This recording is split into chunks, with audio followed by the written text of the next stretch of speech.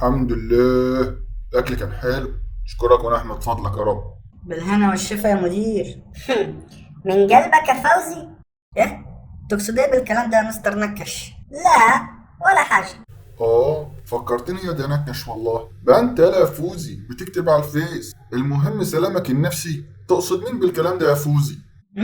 لا يا مدير، ما قصدتش حد بالكلام ده كلام بصفة عامة كده، يعني مش مقصود حد خالص بأمانة. الله، امال ليه كنت متضايق على الاخر لما اخدت جزء الاسبوع اللي فات؟ عاوز تقول ان المدير ظلمك؟ يا نكاش في ابو زمن، مالك جاي عليا النهارده كده في ايه؟ حتى بالامارة كنت بتبرطم كده بكلام مش مفهوم. إيه؟ أنت كنت بتبرطم بتقول يا ده فوزي؟ لا يا مدير، ما حصلش ابدا الكلام ده. بقى أنت بتبرطم عليا في ظهر يا ده فوزي؟ طب مخصوم منك يوم عشان البرطمة دي. ليه كده يا مدير؟ ده انا بحبك والله. بحبك فتقوم تبرطم عليا؟ ولا لا، وانا خصمت لك ليه؟ مش عشان كنت بتتأخر على الحصص بتاعتك؟ حصل يالا ولا ما حصلش؟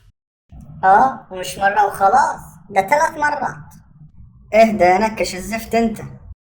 انت كمان بتشتمه قدامي؟ طب مخصوم منك 3 ايام كمان. مش قصدي يا مدير بأمانة، وبعدين الجدول بتاعي في 14 ميعاد مختلف، فلازم يحصل خطأ، بشر أنا برضو. بس ده برضه مش مبرر يخليك تضرب العيال في الفصل يا فوزي. أبدا ما حصل الكلام ده. كل اللي حصل إن الولد وهو ماشي رباط الجزمة جه تحت رجله فاتكعبل وقع. أنا مالي؟ رباط الجزمة ها؟ يعني ام الولد لما اتصلت بيا وقالت ان انت ضربت ابنها ما كانتش بتكذب يا فوزي؟ لا يا مدير، ما حصلش الكلام ده كله كذب بأمانة.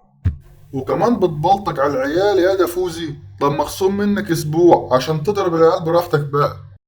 لا بقى، ده حرام اللي بيحصل كده كتير. اهو كل ده من عمايلك انت يا نكش. حسبي الله ونعم الوكيل. ده انا بهدي النفوس.